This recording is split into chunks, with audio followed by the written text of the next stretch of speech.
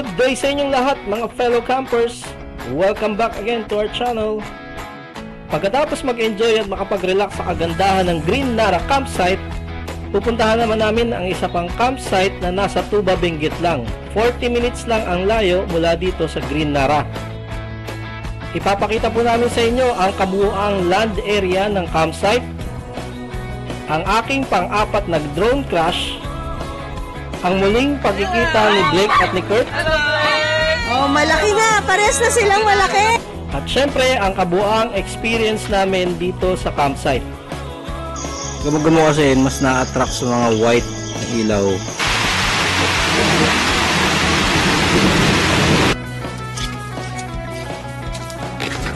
Pinamahayan na ng langgam ang aming awning.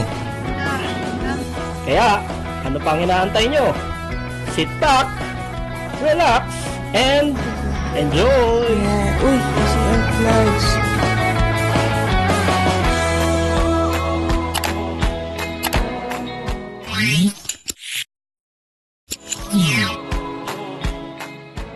Para po masulit ang aming pagpunta dito sa May Benguet, 3 campsite po ang aming pinlanong pupuntahan. Pangalawa po ay malapit lang dito sa May Green Nara, 40 minutes away lang.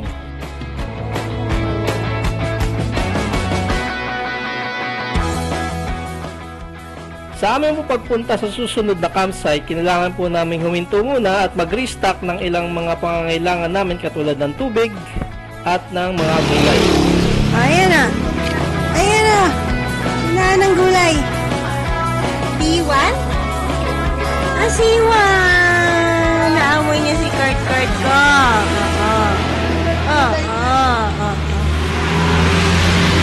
Bye-bye! Oh, may strawberries din, oh. Meron kaming nakitang store dito sa may Marcos Highway. Ayun, oh. Broccoli tsaka cauliflower. Strawberries din meron. Pagkatapos po namin mamili, dumiretso na kami sa susunod na campsite, and after mga 1 hour or so, darating na rin po namin ang HT Mountain Grill. Madali lang po ang paakyat dito sa campsite na to. Nauna, sementado po siya, maluwag po ang daan, medyo sisikip lang po dyan ng konti, pero maganda naman po ang daan at saglit na lang po at nandyan na ang HD Mountain View. At sa tingin ko po, kaya naman ng mga maliliit na sasakyan dito. Parang nag-convoy tayo, ah. So, dito po kami magsistay. Kasama namin sila Wildmel. Kasama po namin. Sakto. Kakarating lang din nila. Kung tayo, hindi maputik. Kung Hindi ba maputik dyan? So ngayon naman po makakasama natin muli sila Sir and Ma'am Welmel at ang kanilang mga alaga na si Blake at si Yolo. Una naming nakasama sila sa May River Ranch. Sorry! Oh, malaki na! Pares na silang malaki! Nagkakita namin kayo after 1 year. Nung una po, dito dapat kami pupwesto sa may bandang baba, sa may bandang gitna. No? Kaya lang napag-isipan namin mukhang maputik siya, kaya umakyat uli kami dito sa may mga graba na nasa tapat ng cafe.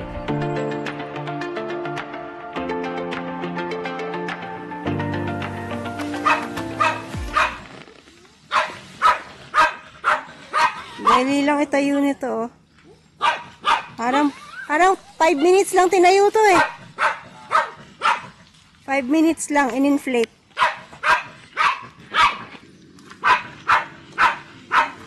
Yung sa amin, natutulog pa, eh.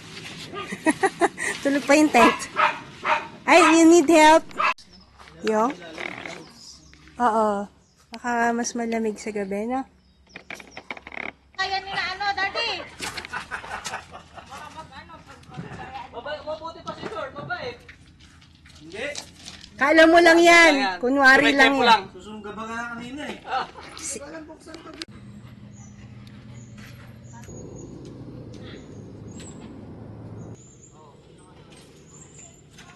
Yes po, hi. Oo.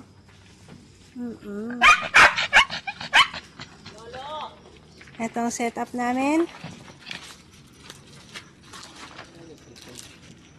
Sa loob ng door yung electric fan.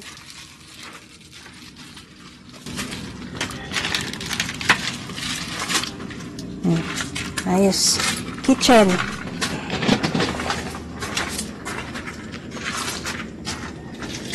Sala doon.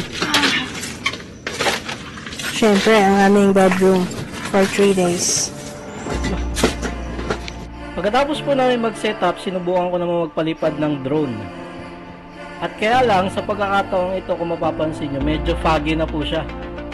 Ibig sabihin din po niyan, magiging malabo po ang mga visibility kung meron mang mga wire na nakaharang sa daan ng drone. At ito po yung aking nagawang pagkakamali. Dito po sa point of view ng camera ng drone ko, hindi po masyadong kita yung wire. Parehas po kami ng point of view ng drone kung saan papunta po sa entrance ng campsite. Pero mamaya, papakita ko sa inyo yung pabalik na, papasok na ng campsite. Kitang-kita na po yung wire na hindi ko naman po nakikita dun sa screen din, no? Hindi masyadong kita. Kaya po nung papunta na yung drone sa campsite, sumabit na yung drone ko sa may wire. At itong mga wire po pala, hindi po pala ito na-detect ng mga sensor ng mga DJI. Yung mga very visible lang at solid object ang na-detect niya. So pagkatapos po niya mag-crash, in-inspect ko muna at wala naman ako nakitang visible na damage. Pero nung pinalipad ko na po yung drone ko, ito na po yung napansin kong pagkakaiba.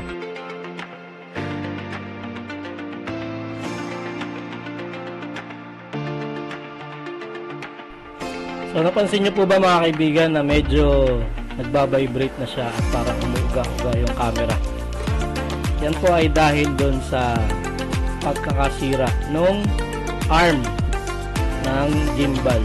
At nung meron pa pong isang nasira doon, yung pinaka-rubber daw po sa loob. Mabuti na lamang din po at meron ako nakilalang magaling at mapagkakatiwalaang nag-aayos ng mga drone. Ito po ay si Sir Amor Jose, aka Dr. Drone. Kung pupuntahan nyo po yung kanyang FB page, marami po kayong makitang mga nagtitiwala na sa kanya, mga artista pa iba katulad ni Jason Abalos, ni Coco Martin, at iba pang maraming mga ordinaryong tao. At ito naman po ang inyong makikitang mountain view sa HD Mountain View. Ang pangalan pong HD ay galing po sa pangalan ng lolo ng mga namamahala po ngayon dito sa HD Mountain View. At ito po ay may humigit kumulang na 4 hectares yung kanilang land area dito.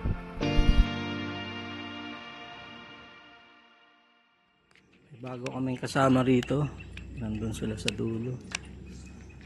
So ito na yung setup namin.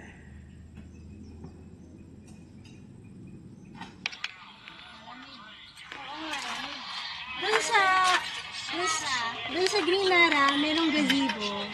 Tapos bukod sa gazebo, may mga tables and chairs. Kaya hindi kami masyadong mag-setup na nito. Tapos doon sa kainan May nila, signal, malakas ang signal. malaking gazebo rin. Kami lang nandun.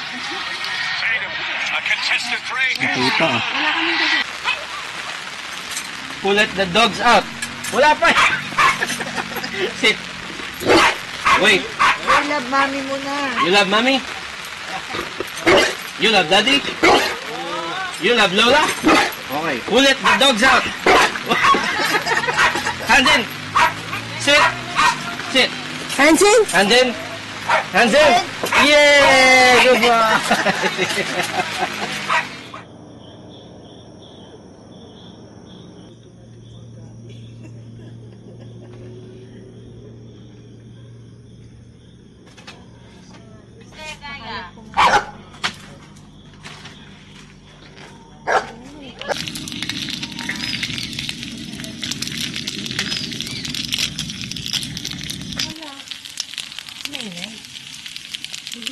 Okay, dinner time. Ano yun? Ang bait-bait naman ang bebe ko, kunwari, pero kakahiga lang yan. Kanina pa nag-ano. Pagkain. We have, syempre, chop suey from Baguio. Ay, hindi. Niluto pala ni Mami. Yung gulay from Baguio. Cheesy taho.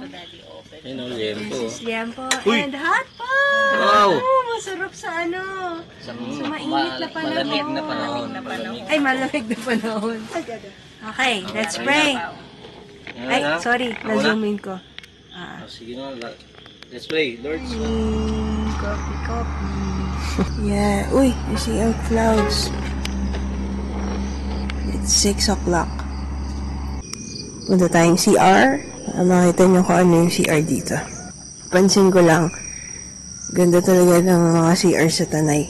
Commendable talaga sila.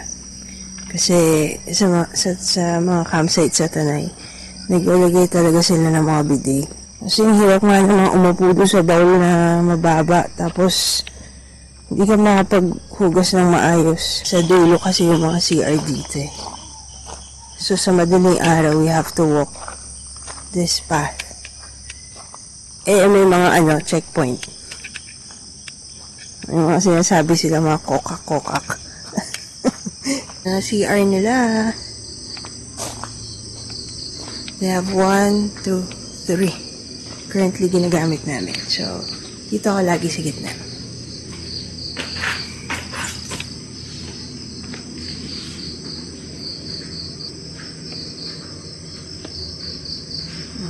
Simple lang.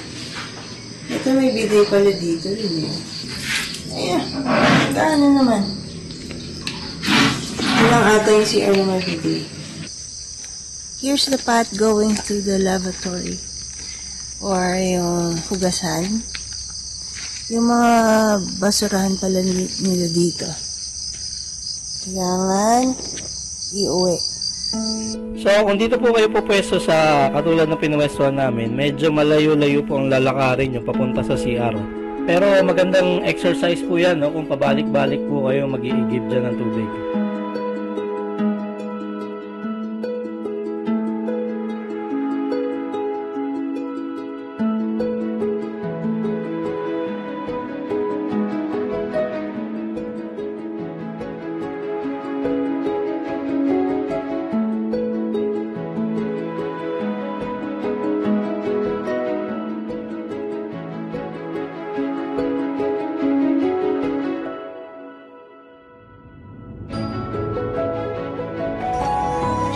May music kila Welmel eh.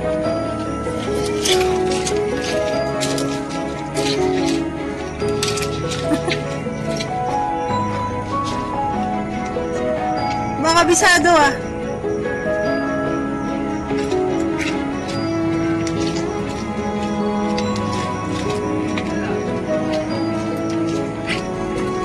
Hindi kaya yung music.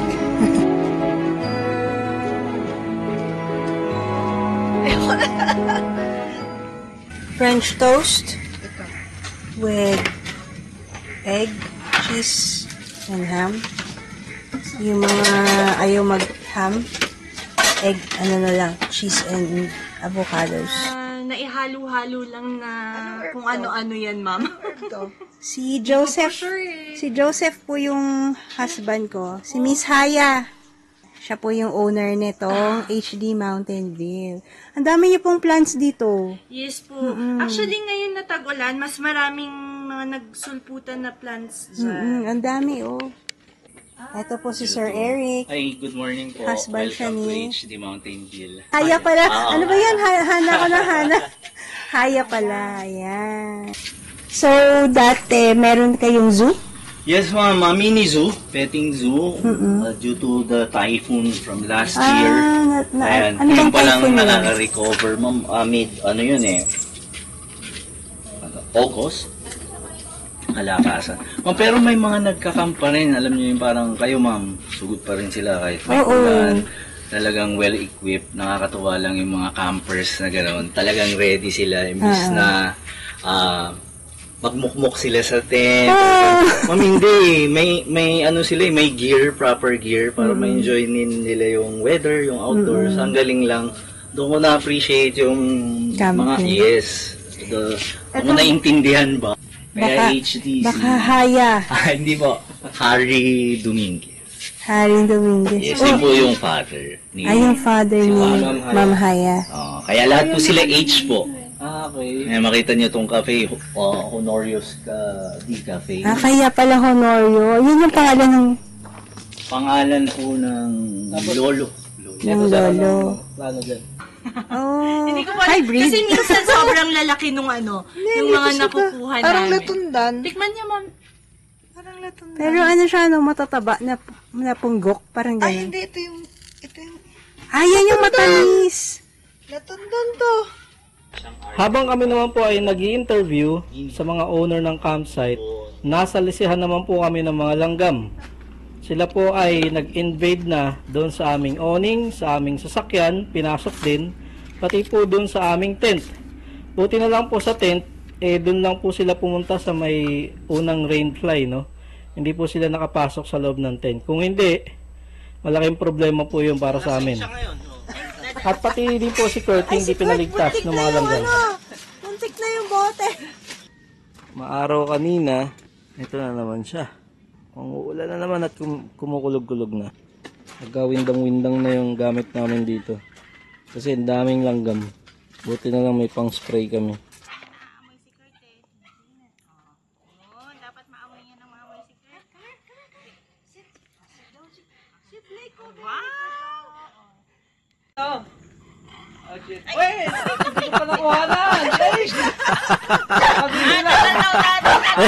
Ang tagal daw namin. Pa-order.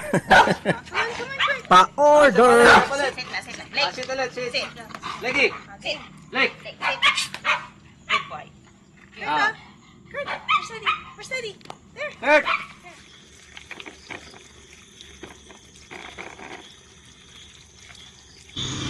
We're having dinner na.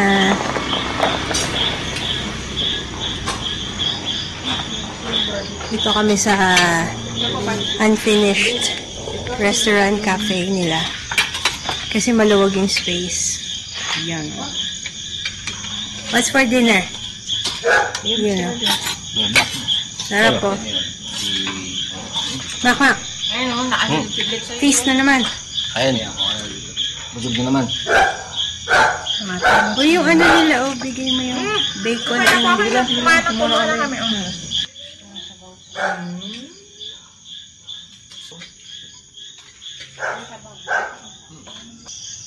Yan mga kaibigan, ang daming gamo-gamo.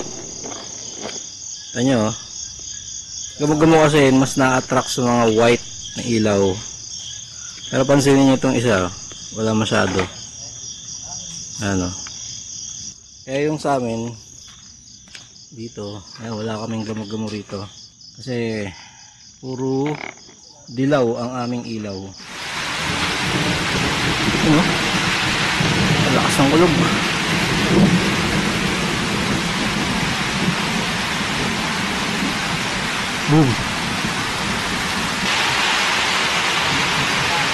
Boom. Boom. Lagot kami nito. Sana wala ng hangin.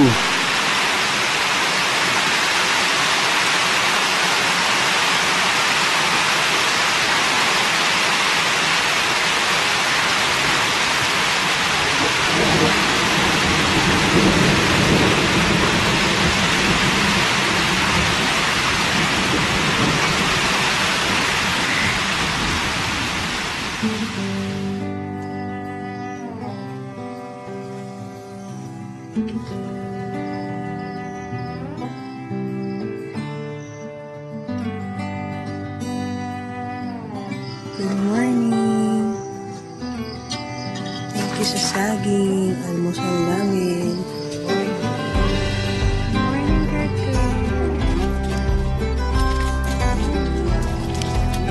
Time check. 5:30. Everyone's sleeping pa except for me. And si Kurt. 5:30. Ang ganda. Ganda na weather. Kaya lang bumaba kami kanina walang tubig yung CR. Sana meron ng tubig maya-maya. Good morning, Makmak. Alright mga kaibigan, so this is our third and last day po sa campsite. Kung tatanungin niyo po kami sa experience namin dito sa HD Mountain View, okay naman po siya, no? Maliban lang po dun sa naranasan namin sa langgam, talagang napakarami po ng langgam sa napwestuhan namin. Ewan lang po namin dun sa ibang mga campgrounds. Pangalawa po dun sa CR nila, kailangan siguro ng konting improvement, tsaka sana lumakas yung kanilang tubig dito. At sana magkaroon din po ng mga sabitan doon sa CR. At kung tatanungin niyo naman po kami kung babalikan namin ang HD Mountain View, definitely yes. Kasi po meron pa po kaming hindi napuntahan doon sa may areang yan. Yan po yung viewing deck after ng CR. Maganda rin daw po ang view dyan. Hindi pa nga lang po accessible sa mga sasakyan. Alright, maraming salamat po mga kaibigan kung nakaabot po kayo sa video na ito. Pero wag po kayong mag-alala, meron pa po kaming isang campsite na pupuntahan dito pa rin po sa may Benguet, kung saan may magandang sunset at overlooking ang nightlight view. Kaya abangan nyo po yun. Sa mga hindi pa po subscriber dyan, baka naman po pwedeng makiusap, please hit that subscribe button and notification bell para hindi nyo po ma-miss ang aming mga bagong videos. Alright, so maraming salamat po. See you next time. Peace.